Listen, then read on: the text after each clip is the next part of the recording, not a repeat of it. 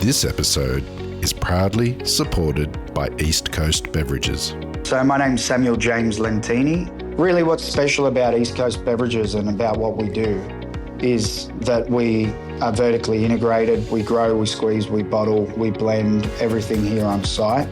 And not only that, I think what is really special is that all of the bars and restaurants and hospitality venues, they're able to come and visit our site. And once they come to our site, they see what our process is and they can actually see that the lemons, limes and oranges are all getting squeezed here, where we're not using a concentrate that comes from overseas. What is really special is that we invite people to come here. We have events here, and we're a family business, and we're able to really just work off the foundations that my grandfather built many years ago and continue a quality product range.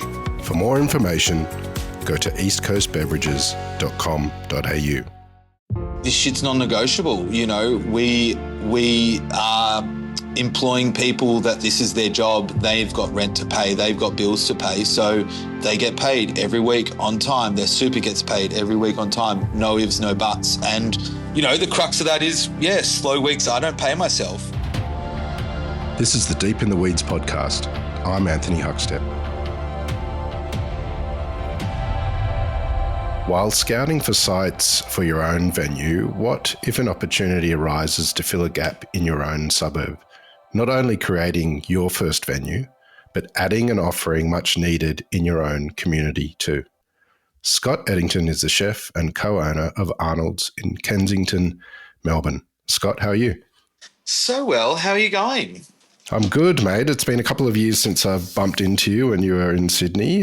How are things in Melbourne at the moment?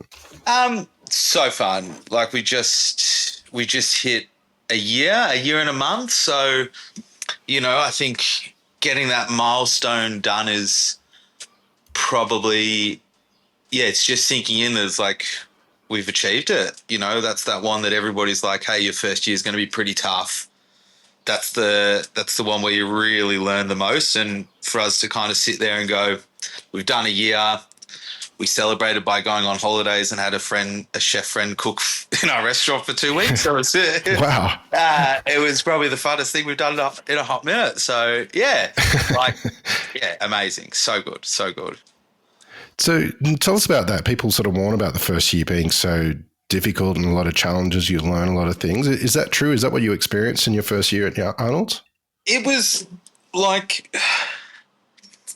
it's the most surreal, terrifying, funnest and hardest thing I reckon I've ever done, because it's like you just don't know. Like you spend your life running restaurants.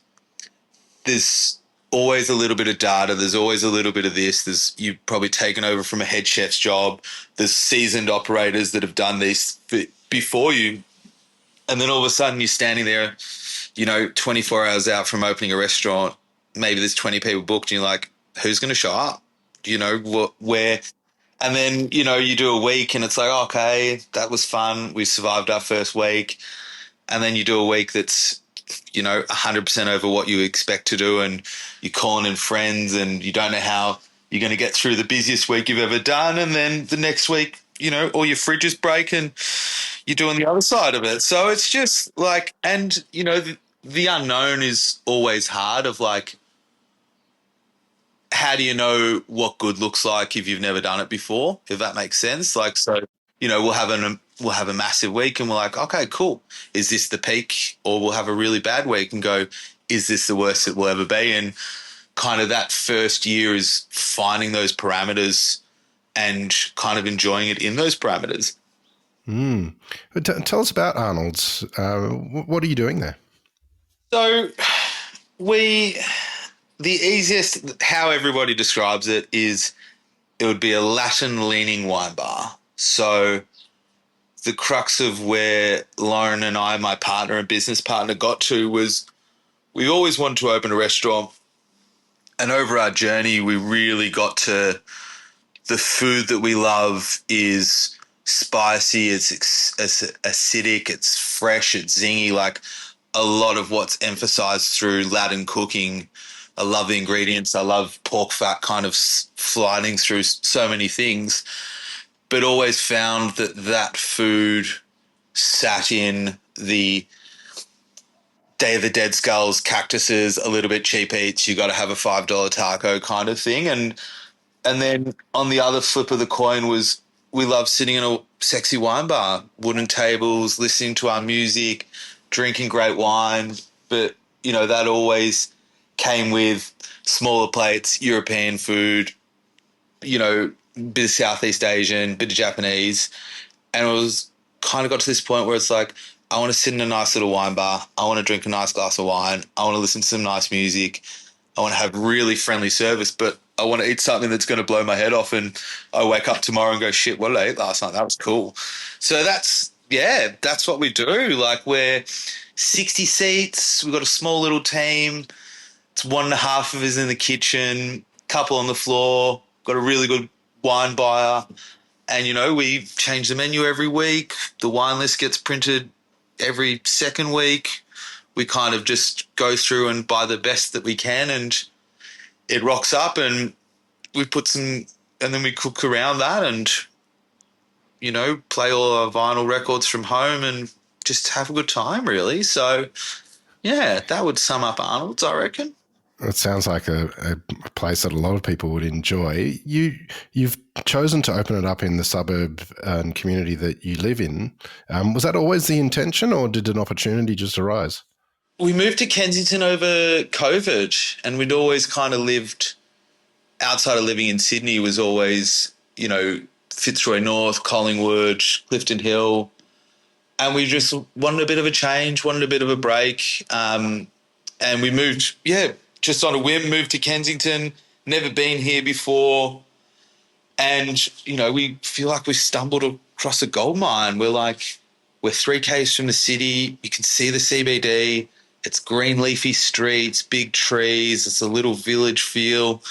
And we just, the second we moved in, we're like, this is the nicest suburb we've been in. It's bloody lovely. And it's, and then we're, at that whole time in the back of our minds, we'd been kind of talking about opening a restaurant and going through where, and, because it's just me and my partner, it was like, we don't have the budget to do the city. We thought a little bit about Fitzroy and Collingwood, and we're like, there is this pressure doing a restaurant when you're surrounded by fantastic operators, that not that you have to fight every day, but you got to be on every single waking moment. And I was like, I want to open a restaurant, but I've spent my life working 7 days a week. I want a little bit of reprieve from it. I want to be able to come into work and do what I want to do and enjoy what I do and hope that the people surrounding me love what we do. And so when we moved into Kensington, we're like, this is amazing. I can see the CBD from the front of our shop. It's leafy streets. And, so we were like, we're going to do it here, and just spent kind of a year knocking on windows and waiting for a site to pop up. And then finally this little corner spot, directly in front of the station came, and we were like, this is it. This is perfect. Tell us about the inspiration for Arnold's, and is your ideas of what your first restaurant would be? Is that what you've ended up with now? I reckon I reckon it was about 6 years ago. We're like, we're going to do something, and then as the years progress, that pencil kind of gets a bit more sharpened, and there's a lot of people I've worked for over that past couple of years that have really, really made me be able to go, yes, what we want to do in our hearts can actually be come into fruition in a restaurant, because a lot of it we kind of hadn't seen before. And then probably like 2 years out, a year and a half out, we just sat down and said, what does it mean? And it was very much based around that, hospitable service. Everybody coming in with a different agenda. Some people want a glass of wine, some people want a full dinner, and being able to cater that, give something that people can keep coming back again and feeling part of our restaurant is really, really important to us. And yeah, and then it's just kind of, we kept it as flexible as possible just to allow us to be. I like a little bit of chaos in my life. I like a little bit of moving parts. I don't really like having something that would be like, okay, this is the menu you're going to cook for 6 months. This is exactly what you have to do every day. After a week, I'm not bored, but I'm like, I want to push the boundaries, or I want to do something different, or I want to wake up and, cook something completely rogue. So it's alive, if that makes sense. Like, it's always ebbing and flowing and moving, which is kind of what we always wanted a space to be. And it will just start growing with the area, which we're really excited for. Tell us about the name, Arnold. So Arnold's is my granddad. So I don't know if I should release this to the public, but there's 2 reasons why we called it Arnold's. So one of them was like, you got to name it something. And I think there was a thing of like, for a long time, you'd have feminine named, restaurants that you go in and it's like wrought iron and very masculine, and you're just like, oh, okay, cool. Whereas I really like the idea of a masculine name in a very soft wood, lots of tapestries on the wall, lots of candlelight. It's a very, very like a softer setting. And, I think that for us, my granddad was the person that kind of brought my family over from the UK. He was the one that wanted to see the world and saw the good in everybody and always up for a chat and very creative in his brain. So us creating a restaurant that wants to be as inclusive as it can, wants to be, just be a little bit of something for everybody, was just kind of all tied in. And then the second point was like, off record, I worked for a guy in Sydney, very famous, pretty good chef, and he always told me that a lot of restaurant lists go in alphabetical. So he says, if you're ever going to name a restaurant, put an A in the front of it. So, yeah, and I worked for him and he had 2 restaurants, both with an A at the front. So, I took a little bit of that on advice, and it's pretty fun when you see those like, oh, here's 20 restaurants we're liking and we always come number 1 because we've got an A in our name. So, yeah, a bit of that. So, yeah. Whatever advantage you can take. Yeah, so it was, I always find that pretty funny, which is good. And, it's just, you do have to have a name. And I think when we were writing through it all of what things mean to us, kind of tied in a few little things there. I want to explore what you're doing there in a bit more detail, and particularly your food, and talk about a few dishes and stuff. But take us back to when you were young. Whereabouts did you grow up, and was food sort of important to you and your family? We grew up, born out like central Gippsland in the fun, proper rural, I guess, and then worked, started living in the southern suburbs, going to school. Mum, fantastic cook, very fantastic cook, but also a very adventurous cook. So, she's British. Grandparents were pretty good cooks as well, that were very more traditional British cooks.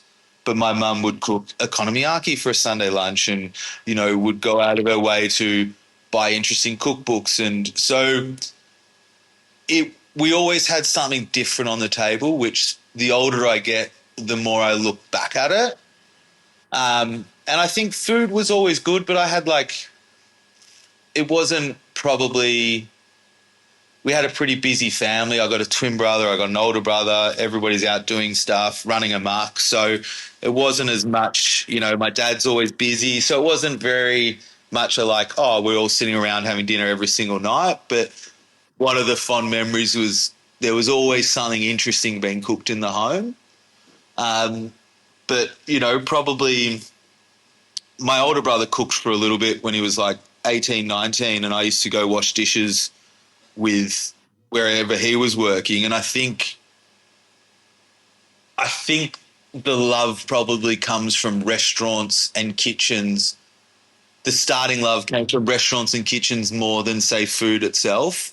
Like going to school, not enjoying school, going to a school where it's if you're not a state level runner or an academic, you're kind of a bit of a castaway, and then going to go work in restaurants at night time. And I remember the sous chef was this tall, skinny goth that used to listen to Metallica and had a pet ferret and used to smoke ciggies. And I was like, I look at my Monday to Friday life of going to school with all the people that look the same and listen to the same, and their dreams to go to the pub and watch football, and then my weekend life is hanging out with rat bags, and it was just so welcoming. And I was like, I'm hooked. I love kitchens. I love restaurants. I love the bondingness. It doesn't matter who you are, as long as you show up and do a good job. So yeah, I reckon my childhood was probably got me into restaurants more around that than the cooking side, than the food side. But certainly looking back now, the appreciation I have that there was always something interesting around the dining room table was very, very cool. Once you got hooked, as you say, what were the sort of really important venues and people that you worked with in the beginnings of your career that helped you sort of build it? Well, the second I turned 18, I moved overseas and kind of travelled a bit, and then worked in London for a long time. And it was that thing where I was like, I loved the kitchen side of it. Was understanding the food, but it wasn't one of those ones where people are like, oh, I grew up eating this and that's been my North Star for cuisine forever. I just liked working hard. I liked being surrounded by different people. I liked the music. I liked the culture of it. And then I remember working for a guy called Nuno Mendes in London, and he's this Portuguese chef, fantastic. And he had a little pub out in a rough area of East London years ago. And I remember he was the first person that was like, really, you could see his passion for what he does just pulsate through everything, through the way that he talks, the way that he walks, the way that he thinks. And that was probably one of the very first, because from that, before him, I was working, your classic Aussie chef going to London, working for your mazes and doing 100 hours a week for food that I look back now and go, that's not even worth it. Whereas like working for somebody like that was like, you take a step back and you're like, shit, everything he does it's got a reason, it's got a point, and being able to see that in such a little funny space really, I think it woke something up really, really cool. And then I went on to work for a couple of his restaurants over my time there, and they just got better and better and better. And I think, yeah, that was that point where I was like, I love kitchen still. I love the atmosphere. I love the difference from everybody. But that was the point where it was like, that kind of tied it all in. That kind of tied the food element in of it. And yeah, and just being a serial eater from there, just eating as much as I can and starting to love the food, which is really, that kind of started it all. How much did you change after your time in the UK? I went there, like I lied to get my first job. Like I told a golf club that I was a chef, and then they were like, cool, you start tomorrow. I'd never cooked. I'd only ever washed dishes. And some Polish guy taught me how to do like gravlax salmon. And so it was like, I went there knowing that I could work hard, and I came back going, I'm going to be a chef. And I knew that that's the only thing I want to do. It was the full picture. I like just the dance of it all. Do you know what I mean? The customers, the wine, the food, the everything needs to be equally touched to kind of tie in together. And I think that was the thing that I walked away the most from, a good stint there, was like, that's what I want to do. And the other thing that I walked away from is like, I also don't want to work in shitty, aggressive kitchens, because I did a few of them and just the juice wasn't worth the squeeze, if that makes sense. Yeah, absolutely. Well, what was it like for you when you came back to Australia, and where did you get your foot in the door? It was interesting. Like I came back mid-20s, had come from London, could cook okay, but I didn't, now I'm at my age, I look back, I'm like, I didn't know shit. So I was like, I didn't know what to do. And I was like, it was a really exciting time in Melbourne. There was some really good fine dining restaurants. And, everybody's advice when you go to London is you read everybody's stories. They're like, I just went to the best restaurants and put my CV in the door, and that's how I got into them. And I'd kind of come back going, I want to be a chef. I love food. I love restaurants, but I don't want to go work in 100 hours a week at the best kitchens in the world. I like life as much as I like food. And a friend of mine, my very oldest friend, turned around to me and he goes, oh, there's a cool Mexican restaurant that's open on Collins Street. Why don't you go there? Just something different, just something that I'd never thought about. And it was a place called Mamacita, and this was like early days, 600-700 covers a night, queues out the door for 2 hours, batshit. It was so crazy. And I remember walking in there, meeting the chef, Jason, and just going, hey, I just got home. I want a job. I can cook. He's like, cool, start this week. I remember doing it and going, this is cool. It's fast paced. They had DJs playing some of the best music on Friday and Saturday nights, all vinyl sets. The food's spicy. There's heaps of limes going around. There's heaps of herbs in everything. I was just like, shit, I'm addicted. This is fun. I love this food. I love this culture. I love this music. And that kind of, was that next kind of stepping stone to be like, that's the next big spark that's set in your life, really. Like that's what we're going to do. We just need to work out how to do it now. So, yeah. You spent a lot of your career in Melbourne and Sydney. How did you end up in Sydney and working in the venues that you did there? Through Clayton Wells, who had Automata and A1 up in Sydney. So that aforementioned person, Nuno, that I worked with in London, as I was leaving London, Clayton was the sous chef there. And so we'd kind of known each other. And like that restaurant went on to harbour some of the best chefs. It was a real pretty special restaurant. And so when I'd come back, there was a point, in between jobs, we just always kept in touch. So whenever I went to Sydney for a holiday, I'd go see him.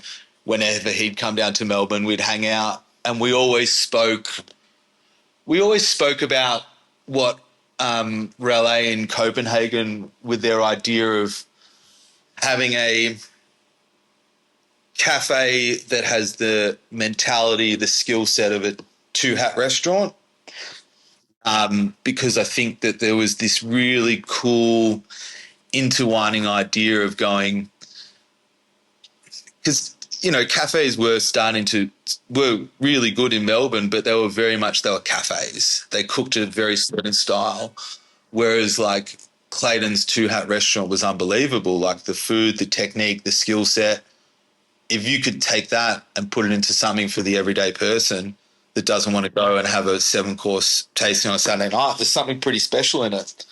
So we chatted about it, whenever we see each other. And then one day he's like, hey, do you want to come up and do it? So I was like, yeah.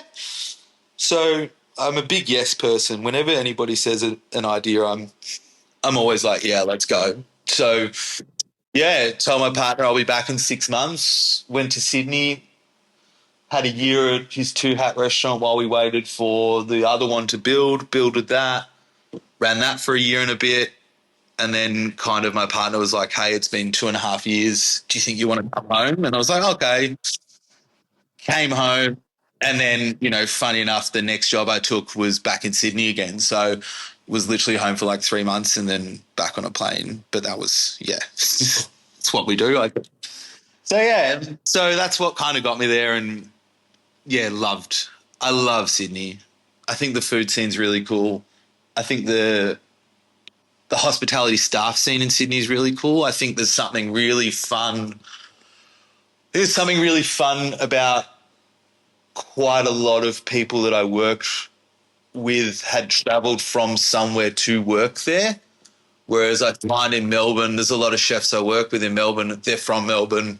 They've got their friend circle. They've got their habits. Whereas in Sydney, it was a bit more, that's the place that you travel to cook in. So you had a good diverse mix of chefs with different backgrounds and different ideas of what a good night out is. So you just get to see things and do things that were really fun. But now I just love going there for a couple of weeks and not living there because, it is. It can be a hard city to live in. Yeah, it's a very full-on city. Tell us a little bit about A1 Canteen. It was a favourite of many people, and it really, as you say, delivered something a bit different, and was certainly a go-to for me when I was going back home to Sydney and visiting. What were you doing there, and what was it like trying to sort of get that idea off the ground? It was fun it was really, it was what it started out was 7 days a week, breakfast, lunch and dinner. So, you're going into everything behind the scenes. So ingredients, prep, structure, training, systems. You're sitting at a 2-hat level, but you're scrambling eggs and grilling a sausage. So I think that's kind of the thing that it had that, one of those dishes doing curried scrambled eggs with LP sausages. It was literally sausage and eggs, but it was the best sausage you could buy. It was the best eggs that anybody was cooking. Every single one was like scrambled to perfection, to order. And I think it just had that little bit of energy about it. It wasn't, there wasn't, I don't even think we used avocado once. I don't think that there was anything that anybody else was doing per se for breakfast. So, it was just a really fun moment in time. Great team. Everybody had and I think that was one of the things that when we first spoke about it was this idea of what Relais was doing in Copenhagen was this idea of we've got a 2-hat restaurant. If you've got so much of an ego that you don't want to work in our cafe, we don't want you in our restaurant. But in the same crux that if you work in our cafe, you need to have the skill set to be able to go work in our 2-hat restaurant, a 2-star restaurant at the same time. So there was this idea that every single person in the kitchen, the restaurant manager, Rach, Michael, who was the sous chef, they're all 2-hat chefs, and they're all, they've kind of from there they go work at Mamafuku, they work at Sixpenny, they work at Bubba's. They're fundamentally great chefs. And then you go to other cafes, and I love cafes. I miss cooking eggs so much, but it was set up. You were taking a 2-hat, good, solid skill set kitchen and going cook scrambled eggs to order at 8 a.m. in the morning. So it was a pretty fun time. It was pretty cool.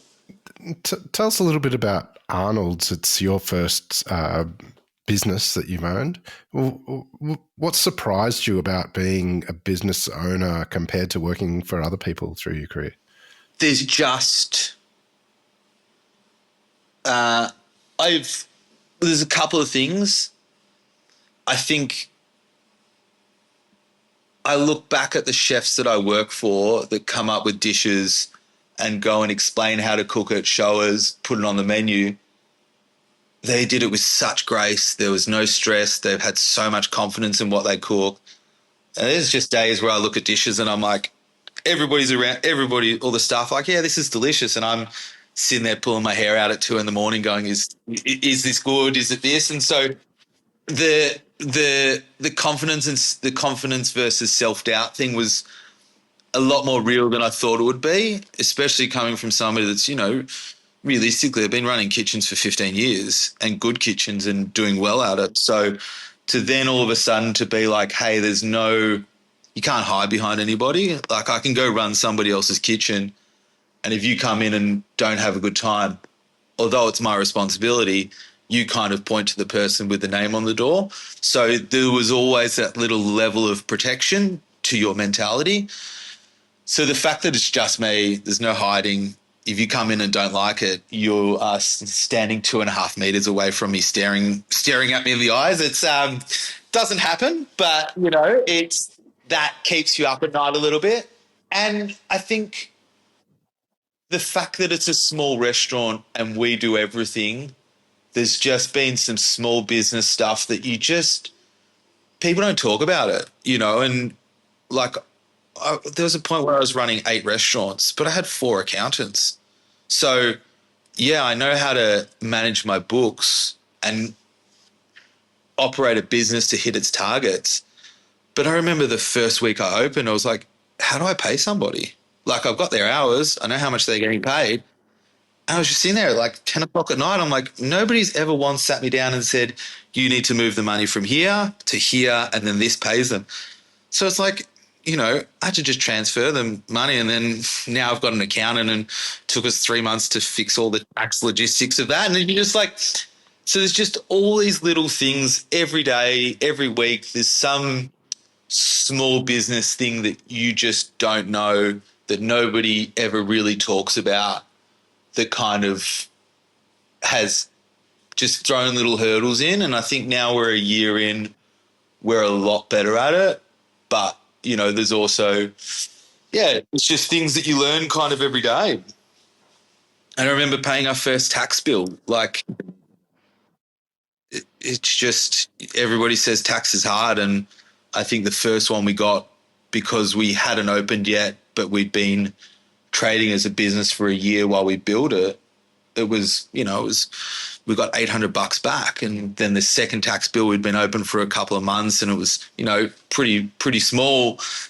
And I was just sitting there going, oh, why does everybody moan about tax? This is okay. And then the third tax bill was just so astronomical that I had to sit down for a moment. I was like, okay, now I get it. So, there's just little things that you just learn. And now I'm trying to get through of how do I document it all, so that if somebody in my position 2 years ago went, hey, I want to open my own restaurant, I can just go, hey, these are the things you should know about. You got to pay a deposit on your space. You don't go sign the lease. It's the same as renting a house. So that's an extra, 20 grand that you didn't think that you needed, but you did. So little things like that. That's probably been the craziest part about it all, the learning every day. Earlier on in the episode, you mentioned about that Arnold's is a partnership between you and Lauren, who are partners in the business and in life. What's that been like, working together, on your first businesses and sort of bringing a dream to life like that? It's been really, I think in a year we've probably had 2 disagreements. So, yeah, I think we're pretty good with that.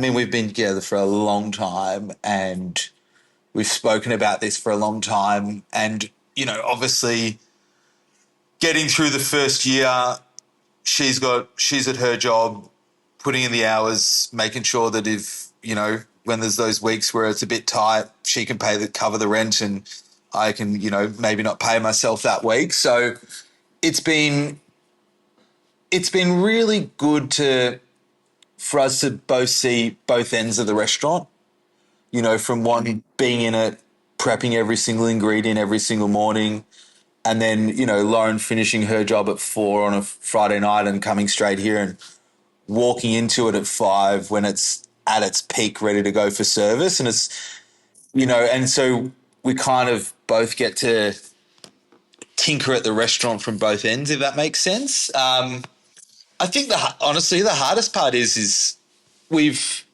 in a year and a half or a year and a couple of months, we've sat down in it once, which was, we were really lucky. After our first year, we went away for a couple of weeks, and Zach, first from Bar Liberty, he came and cooked here and did a Polish pop-up. So that was really fun, and we kind of snuck back early and came and had a Sunday lunch, which was probably really cool, just to be able to sit in it guilt-free, have a glass of wine, eat food, and it was like, hey, this is special. But honestly, like, the hardest part is kind of, we're just busy. We just work. We're she's Monday to Friday. I'm Tuesday to Sunday, nights and versus days. So getting into the rhythm of being able to sit down and put in strategic planning and talk about the restaurant objectively that's probably been the hardest part. So it's like we've got, 3 hours on a Monday night and I'm tired and she's tired. So it is sometimes a little bit hard to kind of plan things, I guess. But, it is also really nice when I have those weeks when I've been in here. I'm the first one in, I'm the last one out, shit's breaking, I'm teaching myself how to do plumbing at the moment. And for her to be able to like remind us to be like, no, it's worth it. It's so good. It's beautiful. It's the customers love what we do. We've got so many regulars and the staff are happy, and it is nice to have that kind of moment because I think you can get lost in it pretty quickly. What are you loving cooking at the moment? Is there a dish or two that you have on the menu that sort of exemplifies what you're doing there? It's really hard because it literally changes every single week, and not for anything, not to do it on purpose, but we go out of our way. We buy all of our seafood from Luke down in Corner Inlet. We got a little farm that grows veggies for us behind Alphington. We use a little bit of meat, not much, but it's kind of one of those things where it's like, okay, we'll get 30 fish this week. Last week it's Silver Trevally. This week, hopefully it's going to be flathead. And then you'll make 10 litres of sauce and that kind of gets you through. And then, you wake up and go, what do we want to cook this week? So like we got some little nice snappers coming from WA. So like that warm water snapper, and making a little salsa with heaps of the early season mangoes that are coming through when they're got a little bit of acidity to them still. So that's been real nice at this time of year. Obviously there was asparagus in like 2 dishes, 3 dishes, which was, quintessential. And like, it's just nice to be like, everybody kind of does that classic Melbourne asparagus, bit of feta, bit of buckwheat, and we do the same, but absolutely cover the asparagus in this stuff called salsa matcha, which is kind of like an exo chili sauce, but made with your ancho chilies, your pasilla chilies. So it's got a bit of sweetness. It's got deep smoke in there. So just being able to like, that's ripper at the moment, like asparagus, but like so smoky and rich, and then a little feta underneath. So that we're really liking. And then last week for 2 days, just for shits and giggles, I made enchiladas, but instead of tortillas, did it with like a cabbage roll. So it was this like cabbage roll enchilada and put sour cream and avocado on it. It was delicious. So, it's kind of like, it's fun. That's what I like. I like it's fun. I love that approach for shits and giggles. You've created something absolutely delicious. Well, for someone who's sort of a year and a bit into their first business, and you're tracking well, what sort of advice would you have for someone that might have been in your position sort of 2 years ago and looking to step into their first business? I think the two things that we did really, really well that has helped us a lot was we spent probably a solid year and a half, 2 years writing a business plan. We had a massive one and it got smaller and smaller, and we tweaked it and we tweaked it. And we really just said, why are we doing this? What are we going to do this for? Because I think, opening a restaurant isn't, if you're a good chef and you want to cook food and you want to serve food to people, go be a head chef somewhere. Go be an exec chef somewhere. Like, for me, the reason why we really like got to that point of like, hey, I want to open a restaurant, it's just like, I like the music that I play. I like the wine that I drink and serve as much as the food that I cook.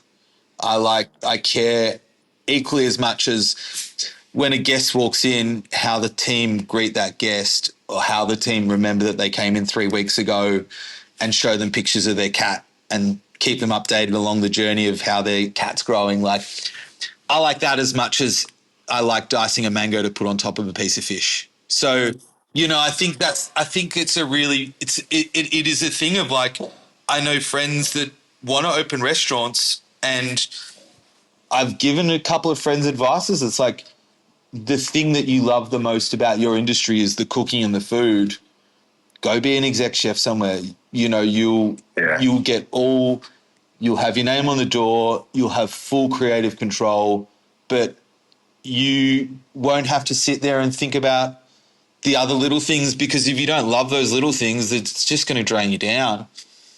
And then the other thing is get an accountant. Just like, it's, no matter what happens, at the end of the day, like, as much as I love this industry, I love cooking, I love people, it's a business. It needs to make money. It needs to be profitable. You need to pay your staff. You need to pay your super. You need to, pay your suppliers on time. And if you don't know how to do it, you see what happens in the news. People get lost. You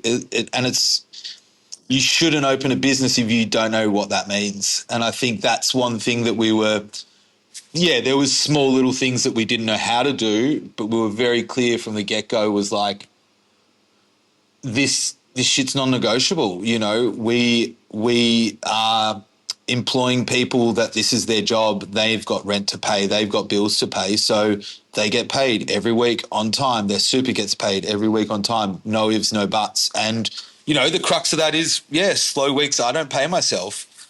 But that's, that was very important for us to go. And it was probably the one thing I'd recommend anybody to open a restaurant is get an accountant 3 months out, get them planning it for you, understand all these things that, you're going to cop. You're going to have to pay super one day, and it's, you got to put that aside. So if you don't factor that in, you'll never survive, kind of thing. So, they're the two big things, I reckon. Creating your own business and having so much of yourself in it, in a space that you love to be in with great music. What sort of impact has this had on you, having your own business like this? It's still a whirlwind, it's still growing every day and you're still in it. I think it's really shown me like the absolute positives and the highs that it can show. And then it's also, I've had big sleepless nights about it all and everything. I think I probably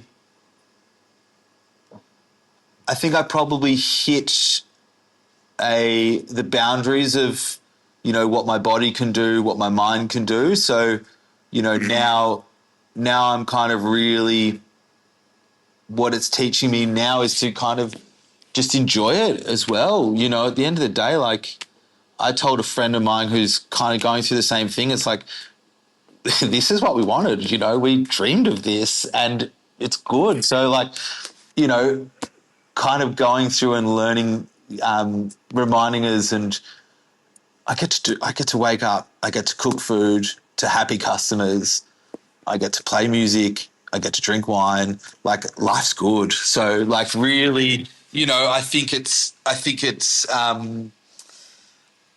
I keep reminding myself, it really shows me that, if I organize myself and I can enjoy it, I think it's a really cool thing. Well, it's amazing what you've created there, and can't wait to see where you take things, Scott. It's an absolute honour to have you on Deep in the Weeds today, to hear just a part of your story. So please keep in touch and we'll catch up again soon. It's been so fun. We've been talking about this for ages, so it's so nice to be here. Finally got you on, and it was a ripper. Thank you, mate. So good. Thanks. I'll chat to you soon. This is the Deep in the Weeds podcast. I'm Anthony Huckstep. Stay tuned as we take a deep dive into the lives of the incredible people who ply their trade in the food and hospitality sector. Special thanks to executive producer Rob Locke for making this all happen. Follow us on Instagram at Deep in the Weeds Podcast, or email us at podcast@deepintheweeds.com.au. Thanks to executive producer Rob Locke for making this all happen. Stay safe and be well.